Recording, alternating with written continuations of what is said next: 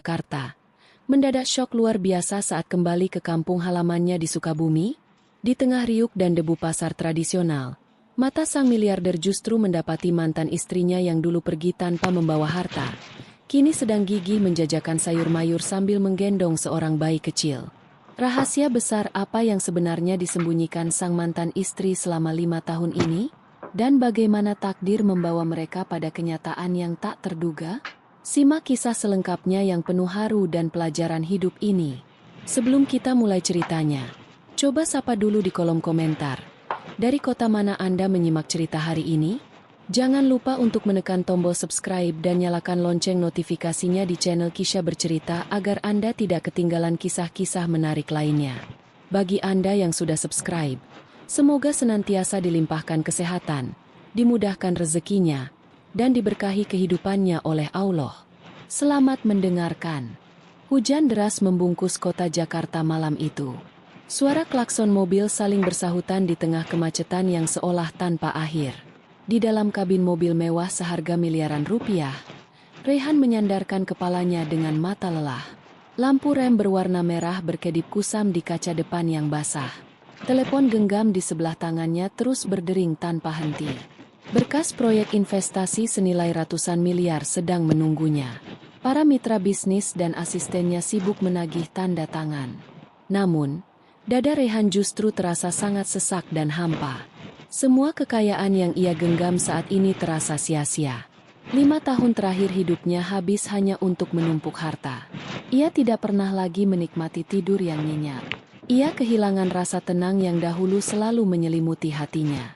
Di tengah deretan mobil yang merayap, matanya menatap ke arah trotoar. Seorang pria mengendarai sepeda motor tua menembus derasnya air hujan. Di belakangnya, seorang wanita memeluk sang suami erat sambil menutupi tubuh anaknya dengan jas hujan tipis. Pemandangan sederhana itu menghantam kesadaran Rehan dengan sangat keras. Ingatan masa lalunya seketika berputar kembali ke masa-masa sulit. Masa ketika ia belum memiliki apa-apa dan hanya mengendarai motor butut yang sering mogok. Dahulu, ada Anindya yang selalu tersenyum di sampingnya. Wanita itu setia mendampingi Rehan saat merintis hidup dari nol di kamar kontrakan sempit. Mereka sering berbagi sekotak nasi sederhana dengan penuh rasa syukur. Namun, ambisi mengejar kekayaan perlahan mengubah sifat Rehan menjadi dingin dan sibuk. Ia mulai melupakan arti kehadiran seorang istri. Keretakan rumah tangga pun tidak dapat dihindarkan hingga perpisahan pahit itu akhirnya terjadi 5 tahun lalu. Ponselnya kembali bergetar menampilkan nama Laras, asisten kepercayaannya. Laras melaporkan adanya peluang pembelian tanah murah di daerah Sukabumi. Pemilik tanah sedang mendesak ingin menjual lokasinya karena terlilit utang. Rehan menarik napas panjang dan memotong pembicaraan asistennya. Ia mengambil keputusan mendadak untuk pulang ke Sukabumi malam itu juga. Ia ingin melarikan diri dari kepenatan Jakarta dan mencari kembali potongan jiwanya yang hilang. Mobil mewahnya berbelok memasuki jalan tol menuju arah selatan. Ia membiarkan gemuruh hujan menemani perjalanannya yang penuh tanda tanya. Hatinya bertanya-tanya tentang kabar Anindya yang pergi tanpa membawa harta sepatah pun. Lampu jalanan perlahan memudar berganti dengan kegelapan jalur pedesaan. Jalan raya menuju Sukabumi malam itu terasa sunyi dan dingin. Rehan terus mencengkeram kemudi mobil mewahnya dengan tatapan lurus menembus kabut tebal. Setiap kilometer yang ia lewati membawa kembali bayang-bayang masa lalu. Jalanan berliku dan udara sejuk Sukabumi adalah tempat di mana ia dilahirkan dan dibesarkan. Tempat di mana ia pernah mengukir janji suci bersama Anindya sebelum kesombongan merusak segalanya. Ingatan Rehan melayang pada hari perceraian mereka 5 tahun lalu. Saat itu, ia menawarkan rumah mewah dan sejumlah uang yang sangat besar untuk Anindya. Namun, Yorpen nggak? Pakai Yorpen. Enak kan pakai Yorpen? Kamu sama tetanggamu kirim ke siapapun bisa kan? Enak kan? Nggak usah nitip-nitip sama tetangga. Namun, Anindya menolak semua pemberian itu dengan tatapan mata yang tenang namun terluka. Anindya hanya membawa satu koper pakaian bekas dan melangkah pergi tanpa menoleh lagi. Wanita itu memilih menjaga harga dirinya daripada menerima harta dari suami yang telah berpaling secara emosional. Rehan saat itu merasa menang. Namun kini ia sadar betapa bodohnya ia. Mobil Rehan terus melaju membelah malam tanpa berhenti di tempat istirahat manapun. Keinginan untuk sampai di kampung halaman begitu kuat menekan dadanya. Ia merasa seolah ada jawaban atas kehampaan hidupnya yang menunggu di sana. Aroma tanah basah dan dedaunan mulai tercium saat kaca mobilnya dibuka sedikit. Udara segar Sukabumi menerpa wajahnya yang lelah. Rasa tegang yang selama bertahun-tahun mengikat kepalanya perlahan-lahan mulai mengendur. Ia mengingat percakapannya dengan Laras beberapa jam lalu tentang tanah di Sukabumi. Tanah yang akan dijual murah itu berada tepat di pinggiran kawasan pasar tradisional. Kawasan yang dahulu sering ia kunjungi bersama Anindya saat mereka masih hidup dalam keterbatasan. Hati Rehan berdebar kian kencang saat garis merah fajar mulai terbit di ufuk timur. Sinar matahari pagi perlahan menyinari hamparan kebun hijau dan bukit-bukit yang megah. Sukabumi telah menyambut kedatangannya kembali setelah sekian lama hilang. Ia mengurangi kecepatan mobilnya saat memasuki jalanan desa yang kini sudah beraspal mulus. Banyak hal telah berubah di kampung halamannya. Rumah-rumah baru berdiri rapat, dan suasana pedesaan mulai tersentuh oleh pembangunan kota. Rehan memarkir mobil mewahnya di sebuah area kosong di bawah pohon beringin tua. Ia sengaja memarkirkan mobilnya jauh dari pusat keramaian agar tidak memancing perhatian warga. Perjalanan panjang malam itu telah selesai, namun pencarian batinnya baru saja dimulai. Sinar matahari pagi mulai menyinari sudut-sudut pasar Sukabumi. Udara sejuk bercampur aroma rempah dan sayuran segar menusuk hidung Rehan. Ia berjalan perlahan menyusuri lorong pasar dengan pakaian yang sangat sederhana. Rehan sengaja memakai kaos polos abu-abu dan celana jeans pudar untuk menyamarkan identitasnya. Pengusaha kaya raya itu kini terlihat seperti warga biasa yang sedang mencari kebutuhan pagi. Langkah kakinya membawanya berhenti di sebuah warung kopi kayu yang sederhana. Warung kopi itu beratap seng dan tampak sudah berdiri cukup lama di pinggir pasar. Di dalamnya, beberapa warga lokal sedang duduk santai sambil menikmati teh hangat dan kopi tubruk. Rehan melangkah masuk dan duduk di sudut paling remang. Seorang nenek pemilik warung menyambutnya dengan senyuman ramah. Rehan memesan segelas kopi panas dengan logat bahasa Sunda yang masih fasih. Rasa kopi hitam hangat perlahan membasahi kerongkongannya yang terasa kering. Tidak jauh dari meja Rehan, dua orang pria parubaya sedang berbincang dengan suara cukup keras. Mereka tampaknya adalah para pedagang pasar yang sedang melepas lelah. Pembicaraan mereka tiba-tiba menyebutkan nama yang sangat kenal bagi Rehan. Salah seorang pria bercerita tentang rencana pembelian lahan besar di sekitar pasar oleh pengusaha Jakarta. Pria lainnya tertawa kecil sambil menyebut nama Rehan sebagai sosok di balik rencana bisnis tersebut. Mereka membicarakan masa lalu Rehan yang dahulu sangat miskin di desa itu. Rehan menahan napas dan mendengarkan setiap kata yang terucap dari mulut warga desa tersebut. Mereka memuji keberhasilannya menjadi pengusaha miliarder yang sanggup membeli mobil-mobil mewah. Namun, nada bicara mereka perlahan berubah menjadi cibiran saat membahas kehidupan pribadinya. Warga itu menyebutkan bahwa kekayaan Rehan tidak membawa kebahagiaan karena rumah tangganya hancur. Mereka mengira Rehan telah menceraikan istrinya demi wanita lain setelah menjadi kaya raya. Mereka mengutuk perbuatan suami yang melupakan wanita yang menemaninya dari masa sulit. Mendengar hal itu, jemari Rehan gemetar mencengkeram cangkir kopi di mejanya. Kata-kata polos dari warga desa terasa lebih tajam daripada kritikan para pengamat bisnis. Ia menyadari betapa buruknya citra dirinya di mata masyarakat kampung halaman. Rehan meletakkan beberapa lembar uang di atas meja tanpa meminta kembalian. Ia segera berdiri dan melangkah keluar dari warung kopi dengan perasaan yang kian hancur. Langkah kakinya berlanjut menyusuri riuk pasar tradisional yang semakin ramai oleh para pembeli. Langkah kaki Rehan membawanya kian jauh ke dalam area pasar yang semakin riuh. Bau tanah lembab, aroma ikan asin, dan wangi bumbu dapur saling berbaur di udara pagi. Suara para pedagang yang menjajakan barang dagangan saling bersahutan memenuhi sudut-sudut lorong. Ia menyusuri lorong bagian belakang yang sedikit becek oleh sisa air hujan semalam. Di tempat itu, para pedagang sayur menggelar tikar dan keranjang kayu sederhana. Tempat tersebut merupakan area bagi pedagang kecil yang menjajakan hasil kebun sendiri. Mata Rehan menyapu deretan penjual yang duduk berjejer di atas terpal plastik. Tiba-tiba, Pandangannya terhenti pada satu sosok wanita yang sedang berlutut membenahi tumpukan sayur hijau. Jantung Rehan seketika berdegup kencang, seolah berhenti berdetak selama beberapa detik. Wanita itu mengenakan baju gamis kain yang sederhana dan pudar warnanya. Sebuah kerudung instan menutup kepala dan bahunya dengan rapi. Meski wajahnya tampak lelah dan tanpa sapuan riasan, kecantikan alaminya yang lembut tidak pernah pudar.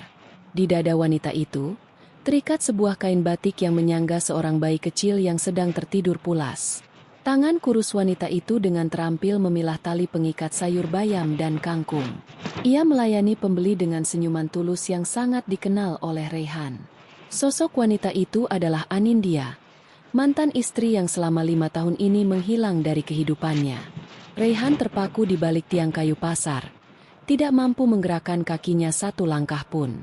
Dadanya terasa sesak oleh keheranan dan rasa tidak percaya. Bagaimana mungkin wanita yang pernah berstatus sebagai istri seorang pengusaha kaya kini berjualan sayur di lantai pasar yang basah? Dan siapakah bayi kecil yang sedang terlelap nyaman dalam dekapan hangat Anindya? Berbagai pertanyaan liar mulai membakar pikiran Rehan. Rehan memperhatikan bagaimana Anindya menyapu keringat di dahi dengan ujung lengan bajunya. Wanita itu tidak terlihat meratapi nasib atau merasa malu dengan keadaannya. Ada ketenangan dan harga diri yang memancar dari wajah cantiknya saat menerima lembaran uang ribuan dari pembeli. Rasa bersalah yang teramat sangat menghantam dada Rehan hingga matanya terasa panas. Ia mengingat kembali gaya hidup mewahnya di Jakarta yang bergelimang fasilitas tanpa batas. Sementara wanita yang pernah berjuang dari nol dengannya harus memeras keringat di tengah debu pasar. Rehan memberanikan diri untuk melangkah keluar dari tempat persembunyiannya. Ia berjalan pelan mendekati lapak sayur sederhana milik Anindya dengan lidah yang terasa keluh. Bayangan masa lalu dan kenyataan di depan matanya kini bertabrakan begitu hebat. Jarak antara Rehan dan lapak sayur itu kini hanya tersisa beberapa langkah saja. Suara riuh pembeli di sekitar seolah menghilang perlahan, digantikan oleh detak jantungnya sendiri yang bergemuruh keras. Langkah kakinya yang ragu akhirnya berhenti tepat di depan hamparan kangkung dan bayam segar milik Anindya. Anindya yang sedang sibuk merapikan ikatan sayuran menyadari ada sepasang sepatu menapak di depan lapaknya. Tanpa mendongak, tangan kurusnya meraih segenggam sayuran hijau lalu bersuara lembut. Ia menawarkan dagangannya dengan ramah kepada calon pembeli yang berdiri kaku di depannya. Namun, tidak ada jawaban yang keluar dari mulut Rehan. Keheningan yang tidak biasa itu membuat Anindya perlahan-lahan menghentikan gerak tangannya. Ia melepaskan ikatan sayur lalu mendongakkan kepala untuk melihat siapa pembeli yang berdiri membisu tersebut. Seketika itu juga, pandangan mata mereka saling mengunci di udara pagi Sukabumi. Wajah Anindya yang semula dihiasi senyum ramah mendadak berubah pucat pasi. Matanya membelalak lebar, memancarkan rasa terkejut yang sangat mendalam saat mengenali sosok pria di hadapannya. Napas Anindya tertahan beberapa detik dan jemari tangannya gemetaran hingga menjatuhkan ikatan bayam ke atas terpal. Pria yang berdiri di depannya adalah Rehan, mantan suaminya yang telah 5 tahun menghilang dari jalan hidupnya. Pria yang dahulu meninggalkan luka sangat dalam di relung hatinya. Rehan menatap lekat-lekat wajah Anindya yang tampak lebih tirus dari 5 tahun lalu. Di bawah matanya terlihat lingkaran hitam tipis, pertanda kurang tidur dan lelah karena mengasuh anak sambil bekerja keras. Namun, kejujuran dan keteguhan di mata wanita itu tetap memancar kuat tanpa bisa disembunyikan. Anindya, bisik Rehan dengan suara serak yang tertahan di kerongkongan. Nama itu terasa begitu berat dan asing setelah bertahun-tahun tidak pernah ia sebutkan secara langsung. Anindya dengan cepat menguasai rasa terkejutnya dan berusaha menenangkan diri. Ia mengelus lembut punggung bayi di dadanya yang sedikit bergerak akibat hembusan napas ibunya yang memburu. Anindya menarik napas panjang, lalu mengubah ekspresi wajahnya menjadi dingin dan datar. "Mau beli sayur apa, Mas?" tanya Anindya dengan nada suara yang sangat formal dan penuh jarak. Ia memperlakukan Rehan persis seperti pembeli asing lainnya yang singgah di lapaknya. Sikap dingin Anindya menusuk dada Rehan bagaikan sembilu yang tajam. Pria itu menggelengkan kepala perlahan sambil menatap bayi kecil yang terlelap dalam kain batik. Hati Rehan terenyuh melihat kepolosan wajah bayi itu di tengah riuk dan debu pasar tradisional. Mata Rehan tidak bisa berpindah dari sosok bayi mungil yang berada di dalam dekapan Anindya. Bayi itu berumur sekitar beberapa bulan. Tertidur lelap dengan pipi kemerahan meski hiruk-pikuk suara penjual dan pembeli bersahutan di sekeliling mereka. Kaki kecil bayi itu menyembul dari balik kain batik. Bergerak halus saat Anindya menepuk-nepuk punggungnya secara naluriah. "Anindya, ini anak siapa?" tanya Rehan dengan nada bergetar. Mencoba mencari kebenaran yang rasanya enggan ia terima. Anindya membenarkan posisi kain batiknya. Sengaja menutupi wajah sang bayi agar tidak terpapar debu pasar yang terbang terbawa angin. Ia memandang Rehan lurus-lurus tanpa ada keraguan di matanya. "Ini anak saya, Mas. Darah daging saya sendiri." Jawaban yang singkat namun tegas itu menghantam kesadaran Rehan. Hatinya seperti diremas keras. Dalam pikirannya, Anindya yang pergi 5 tahun lalu telah memulai hidup baru, menikah dengan pria lain, dan membina keluarga yang bahagia tanpa dirinya. Bayangan itu membakar perasaan cemburu dan penyesalan yang bersatu menjadi rasa sakit di dadanya. "Kamu sudah menikah lagi?" tanya Rehan pelan. Suaranya hampir tenggelam dalam riuk pasar. Anindya tidak langsung menjawab. Ia mengambil sekumpulan tali bambu lalu kembali merapikan sayuran di depannya. Setiap gerakannya memancarkan keteguhan hati seorang wanita yang sudah terbiasa melewati penderitaan tanpa bergantung pada siapapun. "Hidup terus berjalan, Mas. Setelah kamu melepaskan saya 5 tahun lalu, saya harus berdiri di atas kaki saya sendiri. Anak ini adalah pelita hidup saya. Alasan saya untuk bangun setiap pagi dan berjuang di pasar ini," ujar Anindya dingin. Rehan mengepalkan tangannya rapat-rapat. Selama ini ia mengira bahwa uang dan harta yang ia kumpulkan di Jakarta adalah simbol keberhasilan puncak. Namun berdiri di tempat itu, melihat mantan istrinya berjuang menjual kangkung dan bayam demi menghidupi seorang anak, Rehan merasa betapa kerdil dirinya.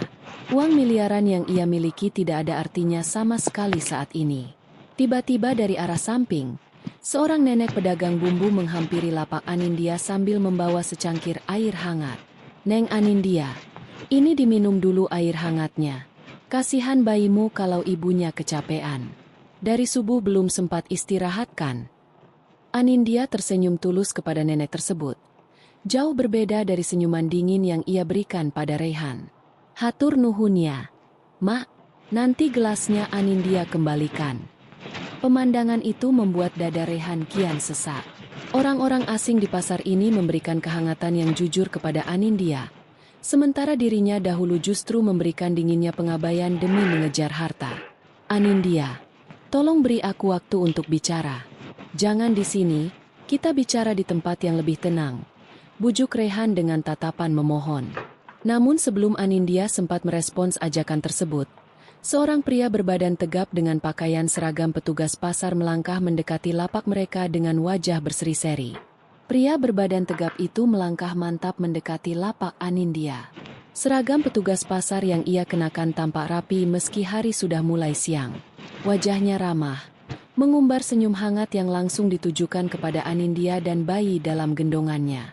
"Neng Anindya, ini ada sedikit makanan buat ganjal perut dari warung depan," kata pria itu sambil menyerahkan sebuah kantong plastik berisi bungkus nasi hangat. "Tadi saya lihat dari tadi pagi kamu belum sempat sarapan. Bayimu juga perlu ibunya tetap sehat." Anindya menyambut kantong plastik itu dengan rasa terima kasih yang tulus. "Hatur nuhun banyak, Kang Yudi. Akang selalu repot-repot memperhatikan saya dan si bayi." "Tidak repot sama sekali, Neng. Sudah kewajiban saya saling menjaga warga pasar di sini," jawab Yudi dengan tulus. Pandangan matanya kemudian beralih menatap Rehan yang berdiri kaku di samping lapak. Yudi mengamati penampilan Rehan dari ujung kepala hingga ujung kaki, merasakan aura yang tidak biasa dari pria berkaus abu-abu tersebut. "Ada yang bisa dibantu?" "Ah, mau borong sayuran Neng Anindya?" tanya Yudi ramah namun tegas, seolah memagari dan melindungi Anindya dari kemunculan orang asing yang tampak mencurigakan. Rehan mengepalkan jemarinya di dalam saku celana. Rasa cemburu yang membakar hatinya terasa makin tajam melihat keakraban Yudi dan Anindya. Pria itu tampak begitu perhatian dan memiliki akses langsung ke kehidupan Anindya yang sekarang. Rehan merasa seperti penyusup yang tidak lagi memiliki hak atas wanita yang pernah menjadi bagian terpenting dalam hidupnya.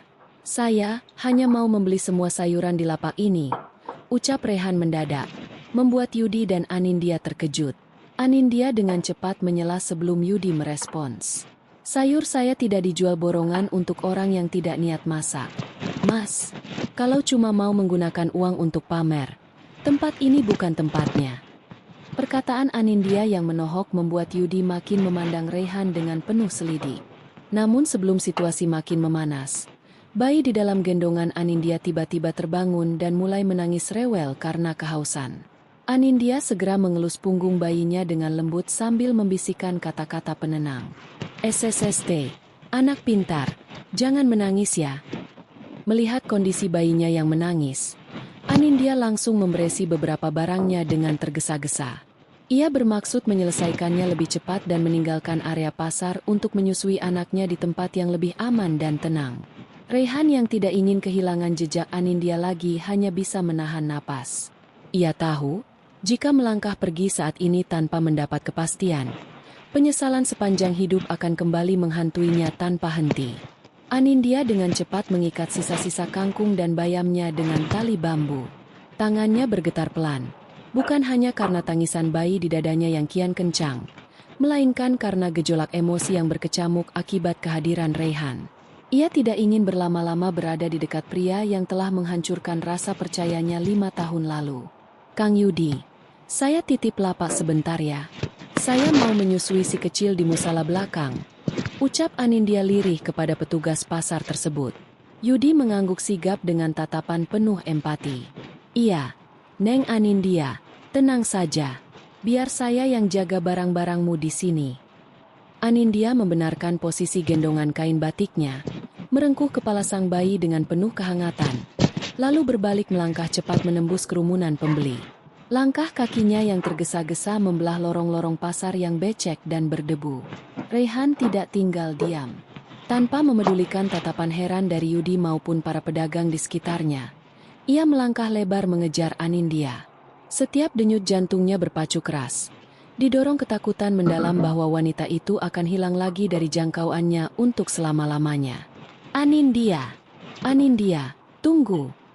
Panggil Rehan seraya membelah tumpukan keranjang sayur di sepanjang lorong. Suaranya tenggelam di antara bisingnya teriakan pedagang dan tawar-menawar harga. Anindya mendengar panggilan itu. Namun ia mempercepat langkahnya tanpa menoleh sedikit pun. Hatinya seperti diiris sembilu. Mengapa setelah 5 tahun berlalu dalam ketenangan dan perjuangan berdarah-darah, pria dari masa lalunya itu tiba-tiba muncul kembali dan mengusik kedamaian kecil yang baru saja ia bangun. Langkah Anindya membawanya keluar dari pintu belakang pasar yang mengarah ke lorong pemukiman padat penduduk. Bau amis ikan dan sayuran perlahan berganti dengan aroma jemuran kain dan asap dapur warga. Namun, kondisi tubuhnya yang lelah membuat langkahnya perlahan melambat. Rehan berhasil menyusul dan memotong jalan Anindya di sebuah gang sempit yang diapit tembok rumah warga. Dengan napas terengah-engah, Rehan membentangkan kedua tangannya untuk menghalangi jalan Anindya. Tolong, Anindya, dengarkan aku sebentar saja. Jangan lari lagi dariku. Mohon Rehan dengan tatapan mata yang memancarkan keputusasaan mendalam. Anindya terpaksa menghentikan langkahnya. Matanya menatap Rehan tajam, berbalut amarah dan kekecewaan yang telah terpendam selama bertahun-tahun. Suara tangis bayi di dada Anindya mereda menjadi isakan kecil saat ibunya menepuk-nepuk punggungnya penuh kehangatan. Di dalam gang sempit yang diapit tembok-tembok bata tua, udara pagi terasa begitu sepi. Hanya ada deru napas Rehan yang memburu dan tatapan dingin Anindya yang menusuk kalbu. Mau bicara apa lagi, Mas? Tanya Anindya dengan suara pelan namun sangat tajam. 5 tahun lalu, kamu sudah menyelesaikan semuanya. Kamu memilih duniamu, dan saya memilih jalan hidup saya sendiri. Anindya, aku minta maaf. Aku tahu aku bersalah, bisik Rehan. Air mata yang selama bertahun-tahun ditahannya kini menggenang di sudut mata. Aku baru menyadari betapa hampa hidupku tanpa hadirmu. Semua kekayaan dan perusahaan yang kubangun tidak ada artinya sama sekali saat aku tidak melihatmu di sisiku. Anindya tersenyum sinis, Sebuah senyuman pahit yang memancarkan luka lama. Uang dan harta yang kamu kejar itu dulu yang membunuh pernikahan kita.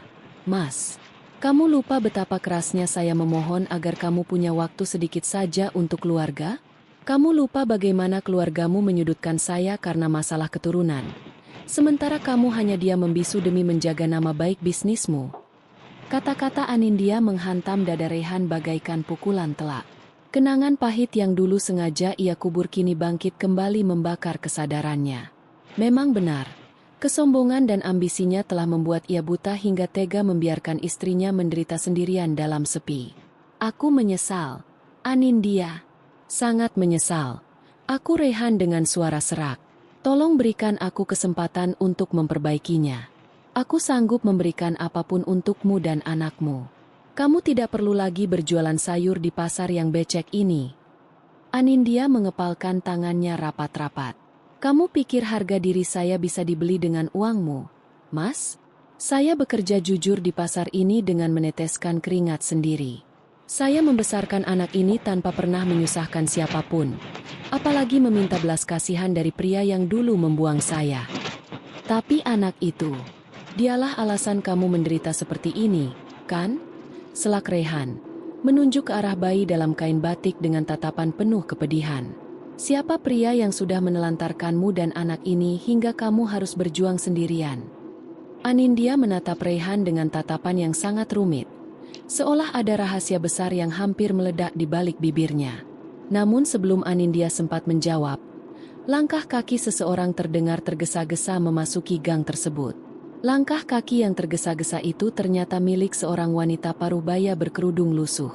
Wanita itu adalah Mbak Sumi, tetangga dekat kontrakan Anindya yang sering bantunya menjaga barang-barang saat Anindya sedang sibuk di pasar.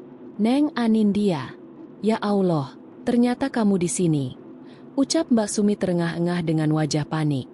Itu, si kecil badannya makin hangat. Neng, tadi pas di musala Mbak Sumi pegang keningnya. Panasnya makin naik. Mendingan bawa pulang atau periksa ke bidan sekarang. Anindya seketika panik. Ia memegang kening bayinya dengan telapak tangan yang gemetar. Panas tubuh sang bayi memang terasa makin tinggi. Wajah bayi mungil itu kini memerah dan tangisannya kembali pecah. Terdengar begitu serak dan lemah. Ya Allah, nak, maafkan ibu ya. Bisik Anindya penuh kepedihan. Tanpa memedulikan Rehan lagi, Anindya berbalik dan mempercepat langkahnya menuju arah keluar gang, bermaksud membawa bayinya ke klinik bidan terdekat. Rehan tidak tinggal diam. Rasa cemas yang luar biasa tiba-tiba menjalar ke seluruh tubuhnya.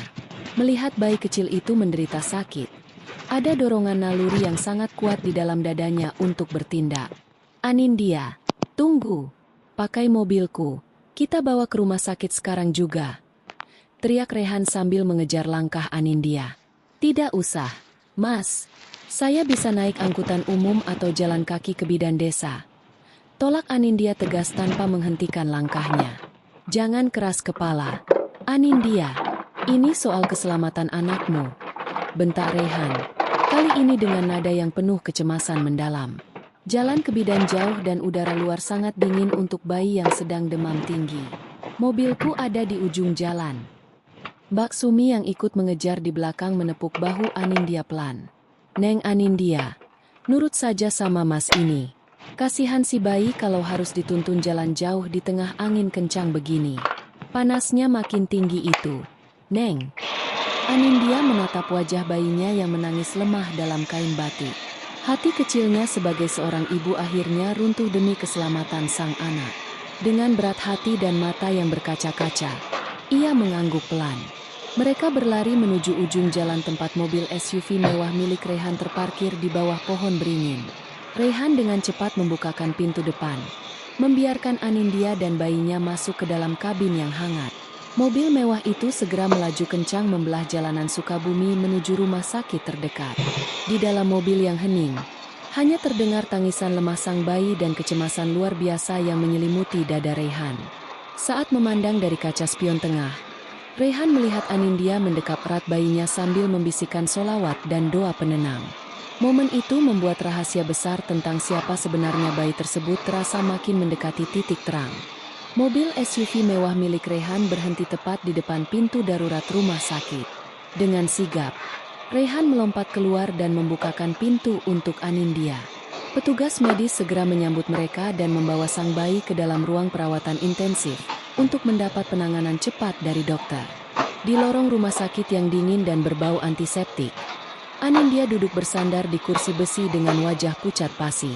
Tangannya yang kurus saling bertaut. Mulutnya tiada henti membisikkan solawat dan doa memohon kesembuhan untuk buah hatinya. Rehan berdiri tidak jauh dari tempat duduk Anindya, menatap mantan istrinya dengan perasaan campur aduk. Rasa cemas yang menggebu-gebu di dadanya membuat ia tidak bisa tinggal diam. Ia melangkah mendekat lalu duduk di samping Anindya. Anindya, anak itu akan baik-baik saja. Dokter di sini sangat ahli, ucap Rehan pelan, mencoba memberikan ketenangan. Anindya menyapu air mata yang menetes di pipinya dengan ujung kerudungnya.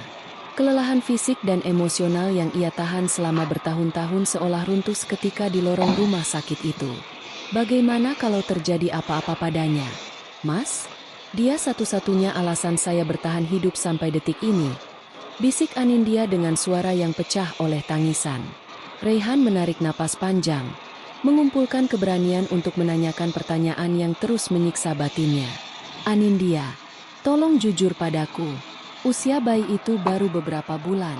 Sementara kita sudah berpisah 5 tahun. Siapa sebenarnya ayah dari bayi itu? Anindya menghentikan tangisannya. Ia menatap Rehan dengan mata yang sembab dan penuh kepedihan yang sangat mendalam. Ia menyadari tidak ada lagi alasan untuk menyembunyikan kebenaran dari pria yang pernah menjadi suaminya tersebut. Dia bukan anak kandung saya, Mas. Aku Anindya lirih. Rehan tertegun. Matanya membelalak lebar mendengar pengakuan tersebut. Apa maksudmu, Anindya? Anindya menundukkan kepalanya, mengusap air mata yang kembali menetes. 3 bulan lalu, seorang wanita muda di kampung saya meninggal dunia saat melahirkan karena pendarahan hebat. Keluarga wanita itu tidak mampu merawatnya dan hampir menyerahkan bayi ini ke panti asuhan yang jauh. Iya. Saya tidak tega melihat bayi mungil ini telantar tanpa kasih sayang seorang ibu. Anindya mendongak, menatap lurus ke dalam mata Rehan. Saya memutuskan untuk mengadopsi dan merawatnya sebagai anak saya sendiri. Saya bekerja keras menjual sayur dari subuh hingga siang hanya untuk membeli susunya, membelikan pakaian yang layak, dan membesarkannya dengan penuh kasih sayang. Pengakuan Anindya menghantam dada Rehan begitu keras bagaikan hantaman petir di siang bolong. Rasa malu, bersalah, dan kekaguman yang luar biasa berkecamuk menjadi satu di dalam jiwanya. Wanita yang dulu dicap mandul oleh keluarganya dan dicampakkan begitu saja, justru memiliki hati seluas samudra untuk merawat anak yatim piatu di tengah keterbatasan kehidupannya. Pintu ruang perawatan perlahan terbuka. Seorang dokter keluar dengan wajah yang menyunggingkan senyum lega. Dokter menyampaikan bahwa demam sang bayi sudah berhasil diturunkan dan kondisinya kini telah stabil. Ucapan itu membuat tangis bahagia Anindya pecah seketika. Dan ia mengucap syukur berkali-kali kepada Allah atas keselamatan buah hatinya. Rehan berdiri membisu di sebelah Anindya, merasakan keharuan yang luar biasa merayapi seluruh sudut hatinya. Di depan ruang perawatan itu, melihat ketulusan seorang Anindya, kesombongan harta yang selama ini diagungkannya luruh tak berbekas. Rehan berlutut perlahan di depan Anindya tanpa memedulikan tempat ia berada. Pria konglomerat itu menundukkan kepalanya dalam-dalam dengan air mata penyesalan yang menetes membasahi lantai hospital yang dingin. Anindya, mulia sekali hatimu, ucap Rehan dengan suara serak bergetar. Aku ini pria bodoh dan kerdil yang selama 5 tahun ini mengejar hampa. Aku mohon, izinkan aku mendampingi perjuanganmu. Bukan untuk membeli harga dirimu dengan uangku, tapi untuk memohon ampun dan belajar menjadi manusia yang sesungguhnya darimu. Anindya menatap Rehan yang berlutut di depannya. Kemarahan dan sakit hati yang dipendamnya selama 5 tahun perlahan luluh melihat ketulusan dan penyesalan terdalam di mata mantan suaminya. Anindya menyadari bahwa pria di hadapannya bukan lagi Rehan yang dingin dan sombong, melainkan Rehan yang telah menemukan kembali jiwanya yang hilang. Anindya mengusap air matanya lalu mengangguk pelan. Bangunlah, Mas. Jangan berlutut di sini.